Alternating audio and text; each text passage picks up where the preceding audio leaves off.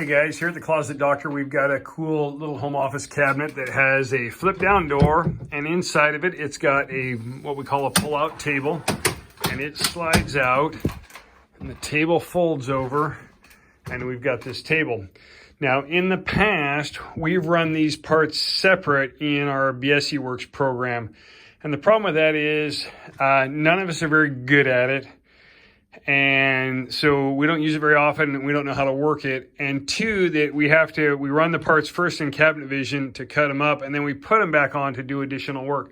So let me show you what our improvement is on this great product. So what I did is I got together with my Cabinet Vision guy, and I told him, hey, we want this in Cabinet Vision. So you can't really see a whole lot in here, but this cabinet is all set up. It's got you can see it here, it's got the fold-out tops are shaped in there. It's got all the hole inserts for the mounting brackets on everything. And the other thing that we did is it is expandable, and so we can go out to 36 inches wide with it.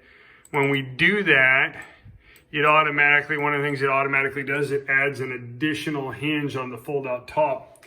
And as what you'll also see is we went ahead and put a picture in here that this is the flip out table.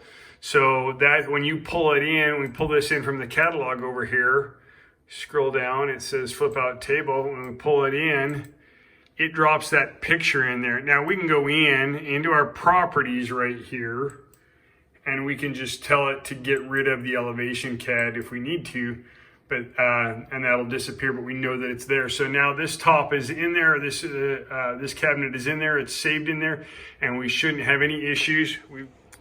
So last week we had a couple issues with drilling drawer fronts for knobs, and Craig said, hey, is there an SOP for that? And I said, no, there's not. So with Craig's help, we went through the process, we put together an SOP, and we made some improvements to the drilling machine. So one of it, we clearly indicated, we added color on here, we clearly indicated yellow and red for the handles and the knob. We drilled a hole in it, so when you pull the screw out of this one, you can now put that same screw in right there, so that stays out of the way, there's no confusion there.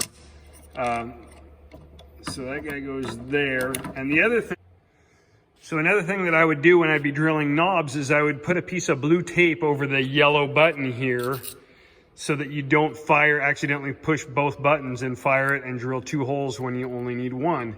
And so we had that written into the SOP, and Craig said, there's got to be a better way. Is there a way we can make a flippy dealy thingy? And so we completed a flippy dealy thingy. It's right up here. It's just a piece of garage cabinet shelf stiffener, and we gave it a knob safety cover. And so we take that and it just slides in right over there, right there. So now that it's on there, you can only push the green button, and you can only fire one drill. And then when you're done, it just lifts off and hangs back up over here. So really good job, Craig, recognizing the waste there.